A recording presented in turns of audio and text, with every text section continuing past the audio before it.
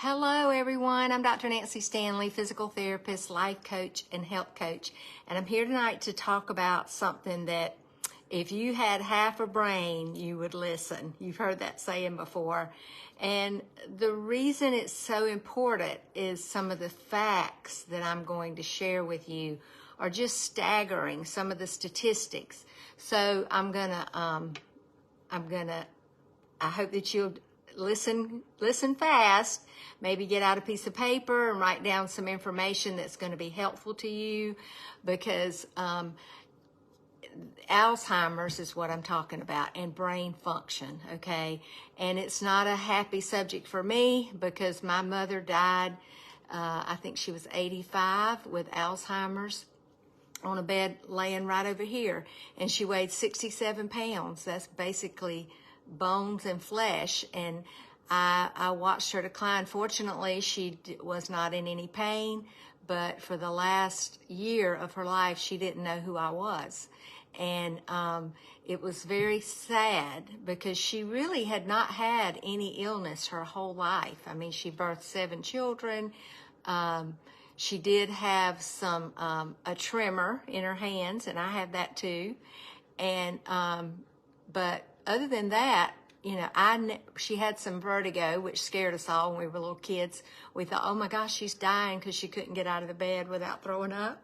But other than that, she was a very healthy person. But when it started, and I want to let you know that it started 10 years before the severe symptoms showed up. And the reason I know that is I was looking through one of my journals, and I found where I had written 10 years before she really, it was in advanced stages, that I had written that my mommy, that's what we called her, mommy, all of us 5 kids called her mommy, was beginning to lose her memory, okay?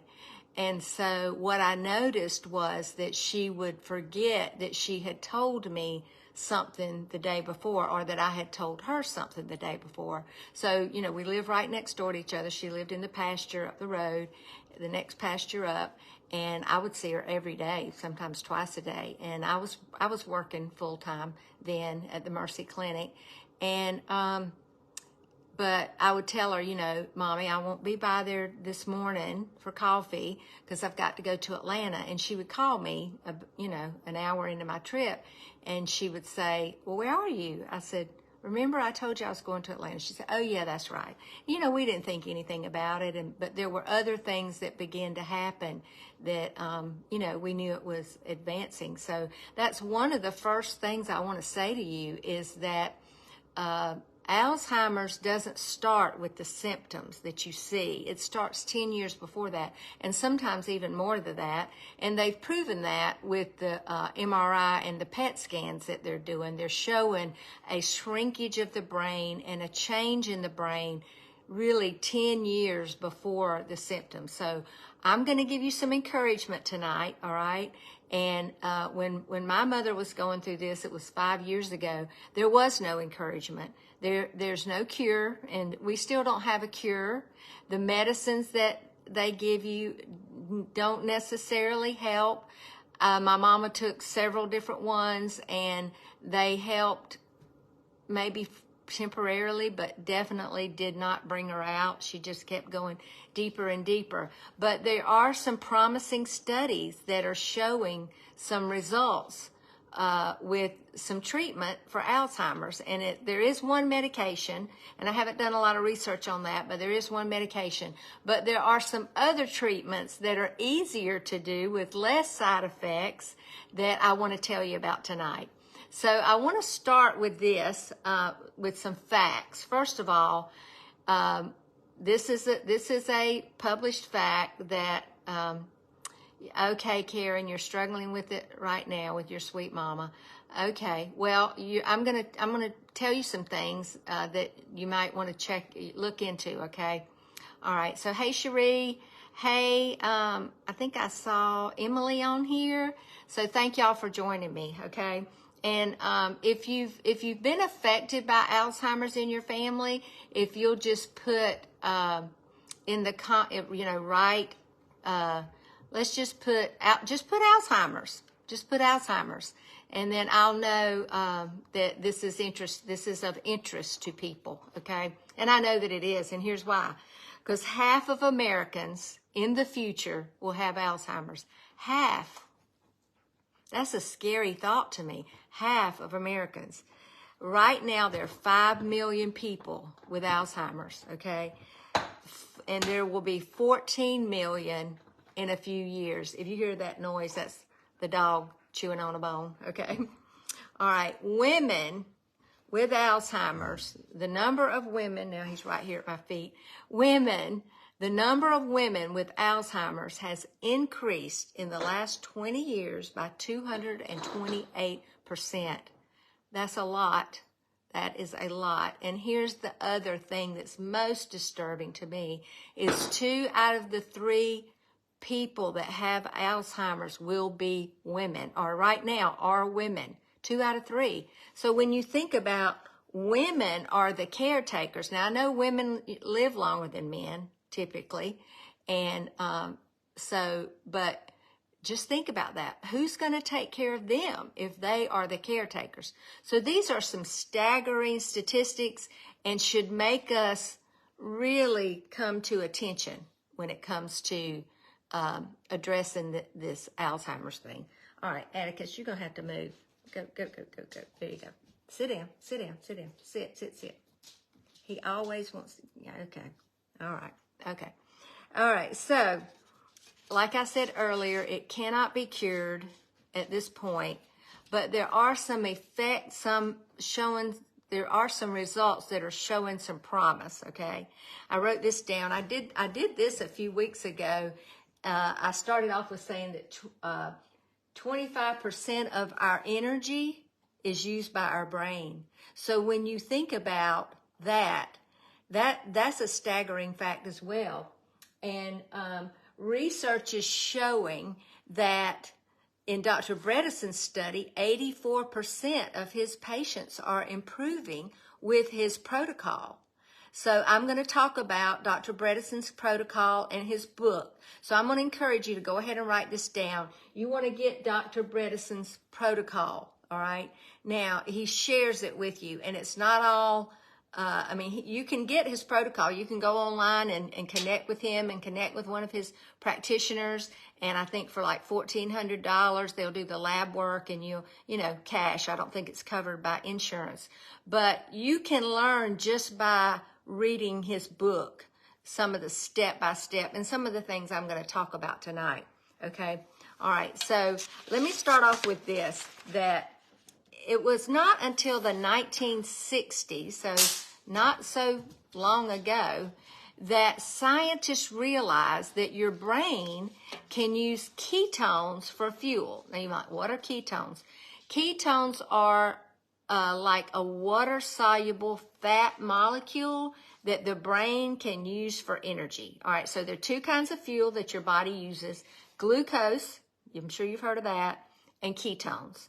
All right, and if you are a sugar burner, then your body is using sugar for fuel, all right? And that's why you have to eat often. That's why you get hungry. That's why your energy drops. That's why your A1C goes up. That's why your insulin levels go up, because you are dependent on sugar, and that's, bread, cereals, pasta, fries, salad dressings that are not healthy, just carbs, really.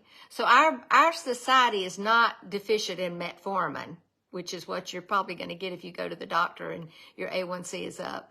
What the problem is we're carb overload. We've got too many carbs. So, but that's another teaching for another day. All right. So those 2 fuels are, remember, sugar or glucose and ketones. And so what happens as we age is, hey Dee, hey Kimberly, hey Joan, thank you for joining me. What happens as we age is our body's ability to use this glucose declines. It's an age, Alzheimer's is an age, or one of the forms of Alzheimer's. There's 3 different types, but we're going to talk about this one tonight. As we age, our body loses its ability to effectively use the glucose, or our brain, in fact, to use the glucose for energy. All right. And so what's a better source of fuel is ketones. And that's why these studies I'm going to tell you about, they're using the ketogenic diet, a low glycemic diet, to show improvement in these patients. All right. So think about it. If Alzheimer's, this particular kind of Alzheimer's, is fuel related, if it's a fuel problem, then why wouldn't you give your body a better fuel? Just like your car. If you took it to the car dealership and he said, you know, this is an electric car, you can't be trying to put gasoline in it. It's an electric car. You would feel like a fool, wouldn't you? Because if it's an electric car, it needs electricity to run, not gasoline. All right. So as we age, if our body could have more, and think about it, Alzheimer's didn't exist before people were eating croissants for breakfast and pastries all day and drinking sodas. And I mean, I remember when we were kids, we didn't drink sodas. My mama would go to the, what's that big grocery store in Savannah where she would go, and I remember she'd spend $100 on groceries and fill up the whole back of the station wagon. It was a huge grocery store down there in Savannah. Anybody remember it? Put it in the comments. The bargain corner, that's what it was. And she would buy Cokes and she would buy crackers, but that would be the only time we would get them, you know, unless we took our nickel and a penny to school. And I'm not that old, I'm 66. But that's when we would get Cokes. I mean, our nutrition was just so different, and we didn't eat all the time. We didn't have snacks, you know. And there were 5 of us kids, but she knew that, I mean, she would make desserts, but we didn't have it very often, okay? So if you look at Alzheimer's as a fuel problem, then ketones are going to be your best fuel source. So why wouldn't you use ketones? All right, so that's my question. Why wouldn't you use ketones? So ketones energize the brain by providing a better resilience to the brain while it's aging. So as your brain is aging, if you can up your ketones, even with exogenous ketones like MCT oil and good fats, butter, ghee, heavy whipping cream, you know, meat with good fats in it, protein with good healthy fats, then avocados, avocado oil, I almost said canola oil. That is not a good fat, and vegetable oil is not a good fat. Those are toxins, and we're going to talk about the toxic inflammatory Alzheimer's Thursday night. That's at 8:30 Thursday night. Okay, but ketones make your brain run better, okay? So now I want to talk to you about these studies, because I feel like when you hear a case study, it gives you a little more understanding and just something that you can relate to, all right? So this first patient in this study was, and there were 10 patients in this study, okay? And definitely needs to be a lot more studies done, all right? But she was 67 years old, and she was working. So this relates to me because I'm 66. I'll be 67 in October. And she had to quit her job because she would be driving somewhere on a familiar road and forget where she was. She couldn't remember numbers.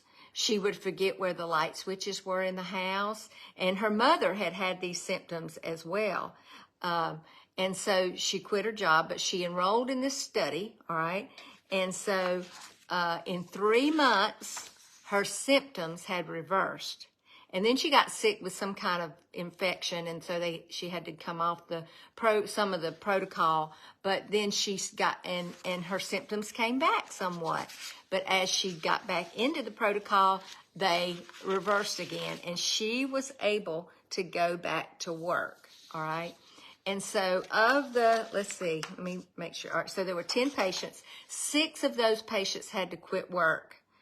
And all of them doing this System 1 protocol went back to work, All right, so here's what the protocol. I'm not going to give you the whole protocol.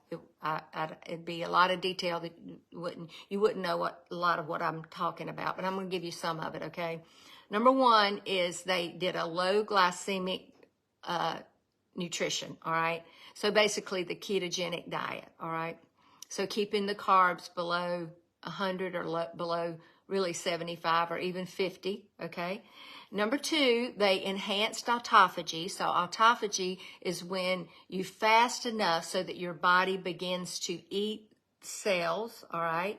And so they did a 12-hour fast and no eating within the 3-hour window before bed. And that's what I teach in my program is let's don't eat before bed. And here's why. If you eat before bed, any food is going to raise your insulin level up.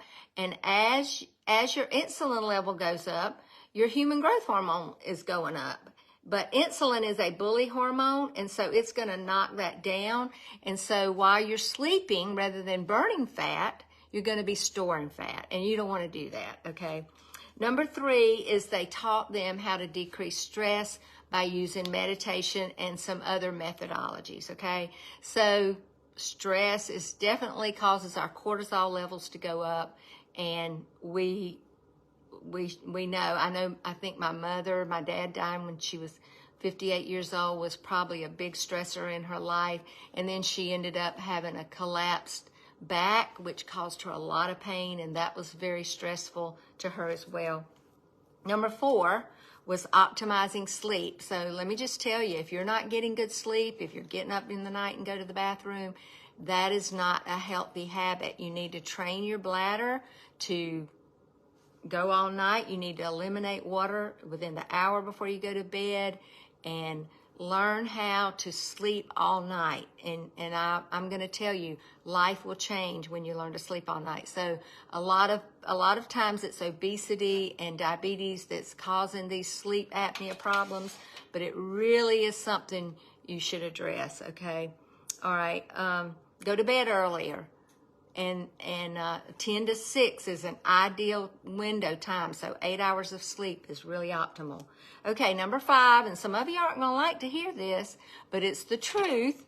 Exercise 30 to 60 minutes a day. Now that can be a brisk walk. I know for me in the morning I go out and I do a 20-minute brisk walk like I'm late for work, which I don't go to work anymore, but like I'm late for work. And then I do a 20-minute workout with my clients in the afternoon, okay? And it's not a hard workout. It is weights and resistance, but I know that helps me. So 4 to 6 times a week is an optimal number to do that. Okay, so number 6 is brain stimulation. And this is where you stretch your brain. So for me, some of the online training that I'm doing right now is it's stretching my brain. Learning to play an instrument, learning to speak a language, doing Wordle, crossword puzzles, maybe so, but really where you have to use strategy. Those are the things that are going to stimulate your brain. And then, of course, vitamin D3 and K2. You've got to have your vitamin D levels checked. This is so important. I think there's so much more research out there now about vitamin D. And then your serum B12, it's important that be at a good level. Your CRP, your C-reactive protein, less than 1 is ideal. If it's much above that, then there's obviously some inflammatory process going on. And then what is your fasting insulin? Is it less than 7? Is your hemoglobin A1C less than 5.5? These are all important numbers to know. And then number 11 is they took CoQ10. All right, so there were more than that, but that were just the ones that I felt like you could relate to. But like I said, the results were amazing. There was one patient that was admitted. He was 60 years old and he had advanced stages of dementia and he did not progress. But the rest of them were able, 6 of them had to quit work. They were able to go back to work. So I do get this question, not a lot, but often, about alcohol, drinking alcohol. Well, first of all, alcohol is very toxic. your liver has to work so hard just to clear out the toxins of just eating food, especially unhealthy food, but just regular food. It's a stress on your liver, okay, and your kidneys, but especially your liver. And then when you dump alcohol on top of that, even on an occasional basis, but especially on a regular basis, it is extremely toxic. And you're asking your body to do something that's just gonna not play well for you, all right? And then the other one I get asked is about vaping and smoking.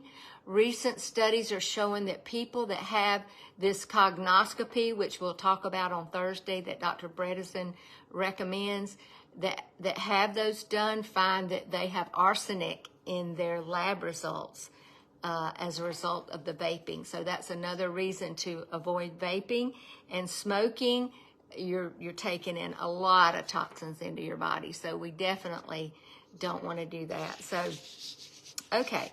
So I think that's what I wanted to wrap up with today. If you have a question, you can write it down in the comments. I'd love to respond to you. Yeah, it's a lot of good information. So Elizabeth, I see you saying, wow, you are doing exactly what you need to do to prevent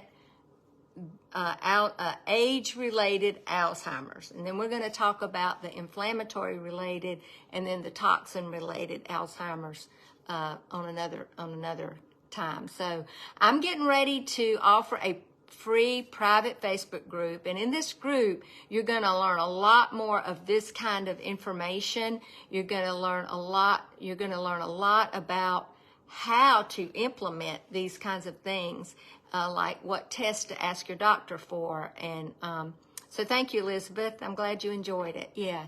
So if that sounds like something that you would be interested in, would you write interested in the comments, and I'll make sure that you know about it. And I'll see you again on Thursday night at 8:30, Lord willing. Y'all have a great night.